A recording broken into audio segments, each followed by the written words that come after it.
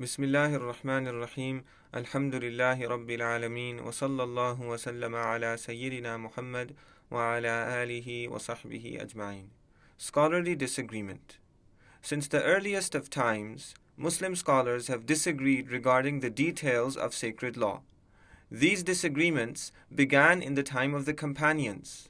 They were inherited by their followers, who then disagreed on even more details.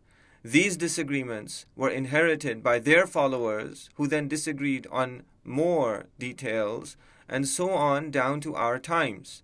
These disagreements have found their way into the four schools of Islamic law. And the goal of this lesson is to understand the answer to the question, why do scholars disagree?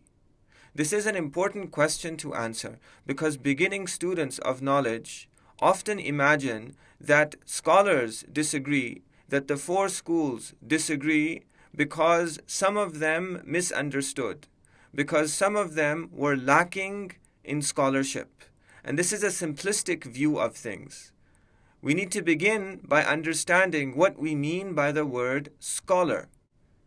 A scholar is a learned or erudite person, especially one who has profound knowledge of a particular subject. So when we use the word scholar, we can either mean someone who is learned, well-read in general, somebody who has a lot of knowledge, or we can mean someone who has profound knowledge of a particular subject. And this latter meaning is the meaning that we intend when we talk about the scholars of sacred law. The scholars of sacred law, such as Imam Abu Hanifa, such as Imam Malik, such as Imam Al-Shafi'i, such as Imam Ahmad ibn Hanbal, these were scholars, meaning they had profound knowledge of a particular subject, namely the Sharia, namely the science of sacred law. So we need to begin with the understanding that our scholars were scholars. So when I, as a non-scholar, examine a particular issue and I disagree with what a scholar has said, then because I don't have profound knowledge of the particular subject under consideration, my disagreement is of no consequence. The disagreement of a non-scholar is not considered. It's of no consequence because this disagreement comes from a lack of understanding, whereas the disagreement of scholars does not come from a lack of understanding. Rather, it comes from a depth of understanding. And we have to remember that scholarship in sacred law, this depth of understanding, was preserved through the four schools of Islamic law. Let's examine a particular case of sacred law in order to understand in depth why it is that scholars disagree. We're going to consider the case of the waiting period. What do we mean by waiting period? It begins with marriage. A man and a woman get married. They stay married for a while, and then things don't work out, and they get divorced. After they get divorced, they might want to remarry. Can they directly get remarried? Can they immediately get remarried after a divorce? Well, the man can. But the woman, before she remarries, she has to go through a waiting period. She has to wait for a while before she gets married to ensure that she's not expecting. Because if she were to immediately get married and then have a baby, there would be confusion whether this child belongs to the new husband or the previous husband. And the financial responsibility of raising the child lies on the father.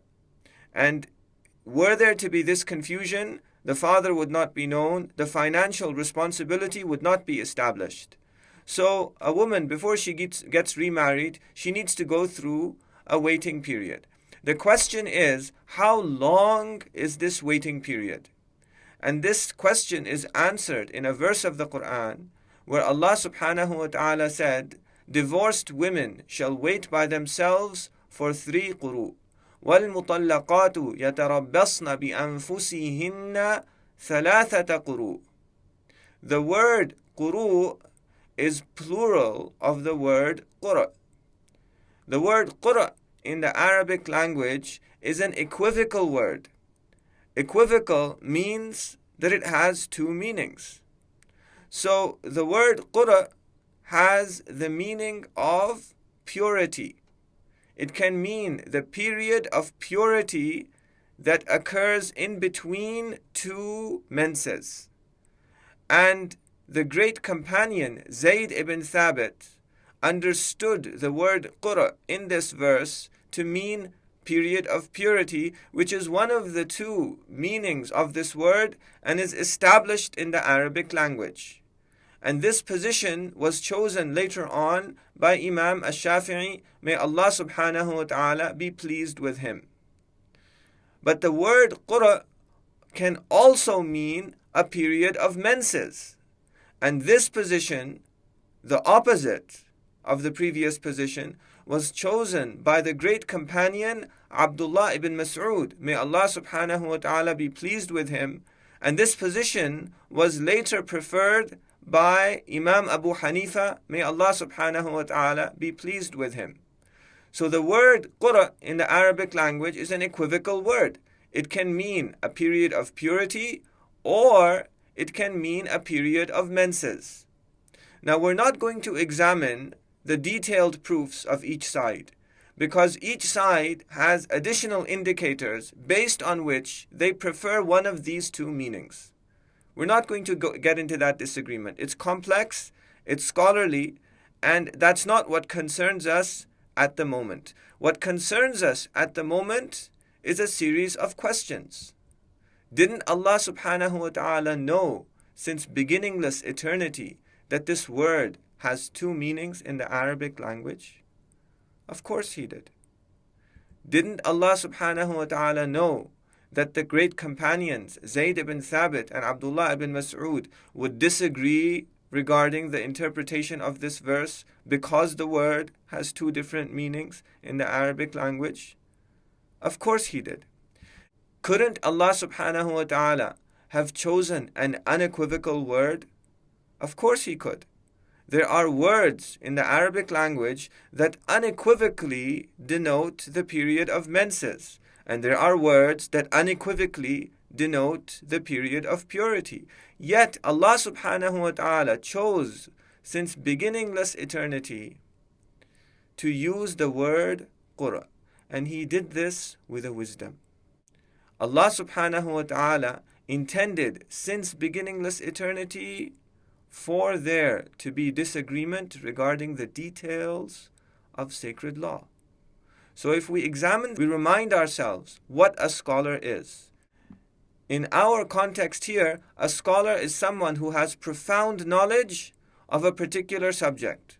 So when Imam al-Shafi'i and Imam Abu Hanifa disagree regarding the length of the waiting period, they're not disagreeing because of their ignorance, but rather they're disagreeing because each has profound knowledge of the question at hand, and the evidence that is before them is not conclusive.